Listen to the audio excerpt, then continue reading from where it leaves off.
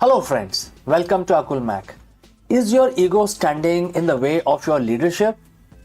In this video, we dive deep into one of the most transformative leadership lessons from Bhagavad Gita, chapter 3, verse 27. For the modern CEO, the pressure to be the sole driver of success is a recipe for burnout and the strategic blindness. Let us learn more about this. Imagine you have just closed a Series B round, or perhaps your company just hit its highest quarterly revenue in history. You stand in the boardroom looking at the charts, and a thought crosses your mind. I did this, my strategy, my late nights, my vision. It feels good, doesn't it? But here is the uncomfortable truth that the feeling is the most dangerous trap in the leadership. Before we analyze this, a word from our sponsor. Let me ask you, are you struggling to find the right solution for your business problems?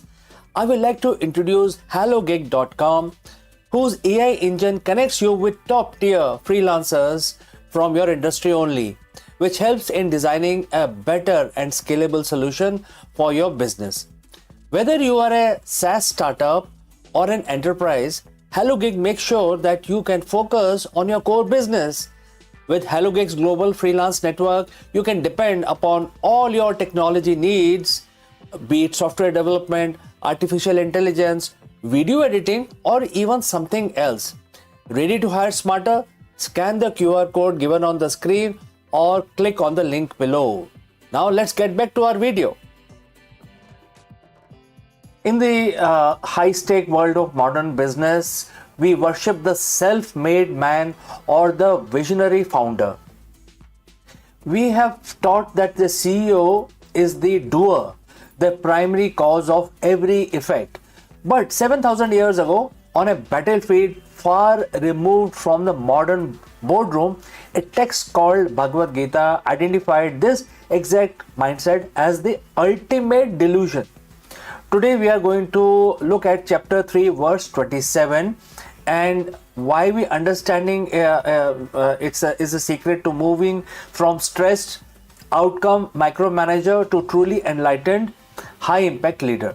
Let's look at the verse chapter 3 and the verses 27, which quotes, all activities are carried out by the three modes of material nature, by the ignorant deluding himself to be the body and think I am the doer. Let's break down this for a CEO.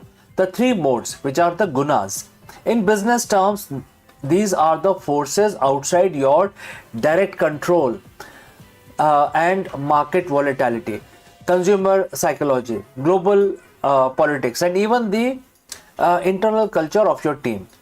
And next is the ignorant. This isn't the lack of IQ, it is the lack of awareness. It refers to the leader so caught up in their own ego, which in Sanskrit is also known as ahankar. And because of this, they lose sight of the bigger picture.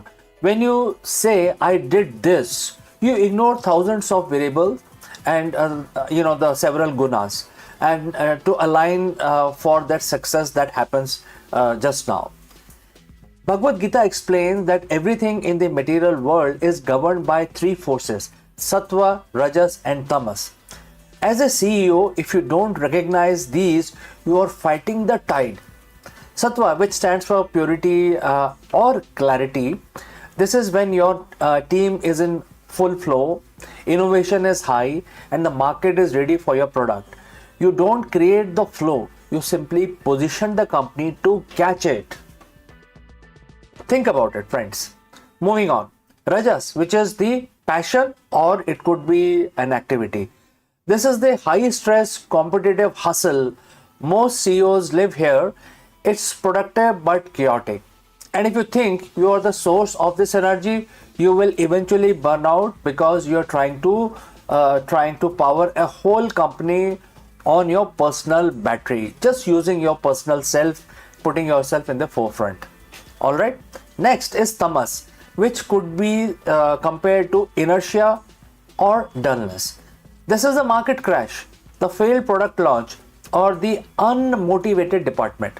The illusion of the doer happens when a CEO takes credit for sattva and feels personal shame for tamas. Gita suggests there is a better way. And and why does it matter if you think you are the doer? First, it leads to micromanagement. If you believe you are the only one who can do it right, you won't trust the modes of nature, which is, for example, your employees or any other person with natural talents. You become the bottleneck. Second, it leads to fragility. When things go wrong, and they will definitely, the doer takes it personally. Your identity is tied to the stock price. When the price drops, your self-worth drops. This leads to emotional decision making, which is the death of a good strategy.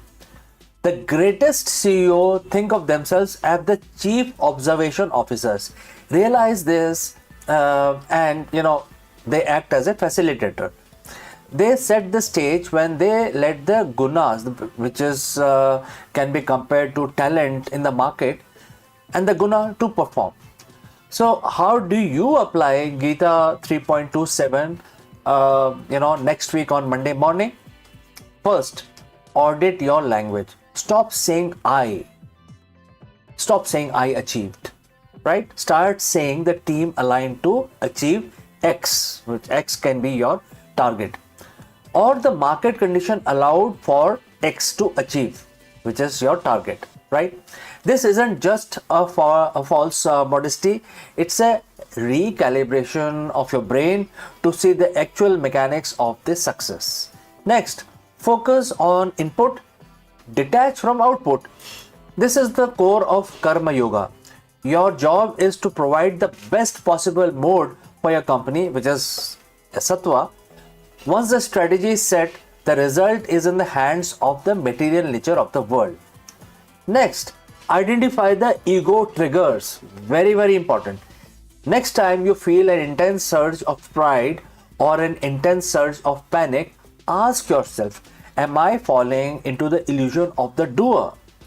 The CEO who realize they are not the doer aren't lazy. In fact, they are more powerful than ever.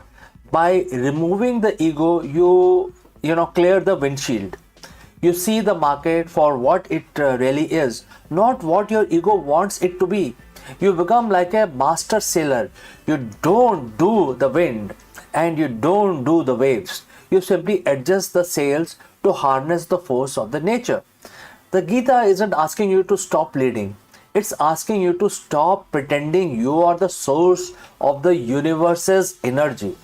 Relinquish the illusion of being the doer, and you will finally find the freedom to be a great leader. So friends, what do you think about this lesson, this shloka? Do let me know in the comments below. Thanks for joining live. Thanks for watching. And if this perspective shifted your mindset, share it with fellow leaders who might be carrying too much on their shoulders. See you again in the next one.